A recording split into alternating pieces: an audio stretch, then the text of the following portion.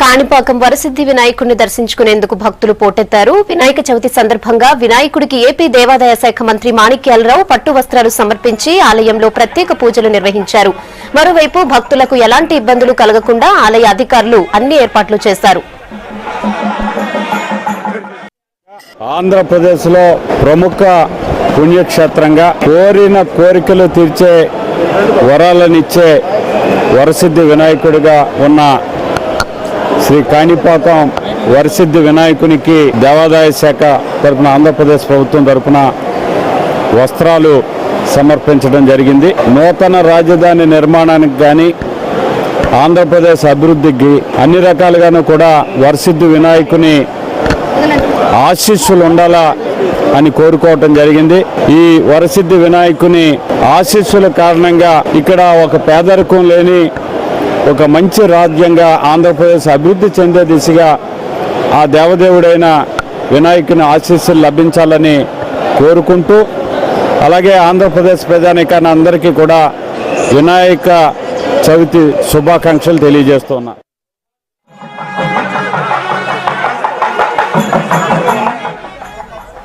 కాణిపాకంలో వినాయక చవితి ఉత్సవాలపై మరిన్ని వివరాలు ప్రసాద్ బాబు అందిస్తారు. Prasad Babu, over to you. స్వయంభూగా వెలిసినటువంటి కాణిపాక వరసిద్ధి వినాయక ఆలయంలో ఇవాల్టి నుంచి వైభవంగా బ్రహ్మోత్సవాలు ప్రారంభమయ్యాయి. మొత్తం 21 రోజుల పాటు ఎంతో ఘనంగా ఈ బ్రహ్మోత్సవాలు జరగనున్నాయి. ప్రస్తుతం మనం కాణిపాక ఆలయంలో ఉన్నాము. ధ్వజస్తంభం వివిధ రకాల పూలతో ఎలా అలంకరించారో మనం చూస్తూ ఉన్నాము. కాణిపాక ఆలయంలో ఉదయం నుంచి కూడా ప్రత్యేక పూజలతో, వినాయక చవితి సందర్భంగా ప్రత్యేక పూజలతో స్వామివారు భక్తులను దర్శనమిస్తూ ఉన్నారు. ఉదయం నుంచి కూడా పెద్ద ఎత్తున భక్తులు బారులు తీరి ఉన్నారు. దీనికి సంబంధించినటువంటి మరిన్ని విషయాలు ఇక్కడే ప్రధాన అర్చకులు ఉన్నారు, మనతో ఉన్నారు. వారిని అడిగి మరిన్ని విషయాలు తెలుసుకుందాం. స్వామి, చెప్పండి, ఈ ఆలయ ప్రధాన చరిత్ర ఏంటి? జై గణేష. శ్రీ స్వయంభూ వరసిద్ధి వినాయక స్వామివారి దేవస్థానం, కాణిపాకం, చిత్తూరు జిల్లా. పూర్వం దీనికి విహారపురి అనేటువంటి నామధేయంతో వెలుగొందుతూ ఉండేది. తర్వాత ఉమ్మడి మద్రాసు రాష్ట్రంలో ఉండేటప్పుడు కాణి అంటే 1.5 ఎకరం భూమి అని అర్థము. ఈ 1.5 ఎకరం భూమిలో చెవుడుగుడ్డి మూగం అనేటువంటి 3 అందులు వ్యవసాయ క్షేత్రంగా భాసిల్లుతూ ఉండేది. ఉన్నటువంటి చుట్టుపక్కల గ్రామాలన్నింటికీ కూడా క్షామం వచ్చి బావులు, చెరువులు ఎండిపోగా స్వామి ఉండేటువంటి బావిలోనే ఓటు ఉంటుంది. పూర్వంలాగానే ఆ గుడ్డివాడు, మూగవాడు, అందులు 3 శ్రీ వరసిద్ధి వినాయక స్వామికి అందులో పూడికి చూసేటువంటి ఉద్దేశంతో లోపలికి దిగ్గ ఆ యొక్క వ్యవసాయ క్షేత్రంలో స్వామివారి విగ్రహం బయటపడడం జరుగుతుంది. ఆ గుడ్డివాడు, మూగవాడు తెలియకుండా స్వామివారి శిరస్సున తల కొట్టడం జరుగుతుంది.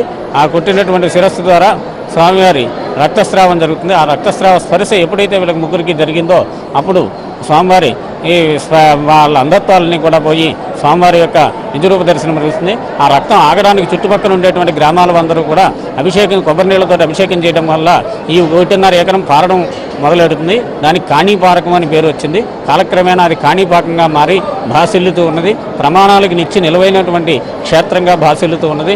వరాలిచ్చేటువంటి ఆ 3కి వరాలు ఇచ్చాడు కాబట్టి వరసిద్ధి వినాయకుడు అని చెప్పడం జరుగుతుంది. ఇక్కడ విశేషంగా వినాయక చవితి నుంచి 21 రోజుల పాటు అత్యంత వైభవయుతంగా బ్రహ్మోత్సవాలు జరుగుతాయి. ఈ మూషిక వాహనంతో ప్రారంభమైనటువంటి బ్రహ్మోత్సవాలు తెప్పోత్సవంతో ముగుస్తాయి. రేపు ధ్వజారోహణం మొదలైనటువంటి కార్యక్రమాలతో ప్రారంభమవుతుంది. తర్వాత 20 రోజుల పాటు బ్రహ్మోత్సవాలు అత్యంత వైభవయుతంగా జరుగుతాయి. ఈరోజు వినాయక చవితిని పురస్కరించి ఉదయం తెల్లవారుజామున 3 గంటల నుంచి దర్శనం ప్రారంభమైంది. ఇప్పటికీ ఇంకా జరుగుతూ ఉన్నది. సుమారు ఇప్పటికే 20,000 మంది సుమారుగా 25,000 మంది దర్శనం చేసుకున్నారు. ఇంకా వచ్చేటువంటి అవకాశం ఉంది. రద్దీ పెరుగుతూ ఉంది. ఇది ప్రస్తుతము కాణిపాకంలో ఉన్నటువంటి పరిస్థితి.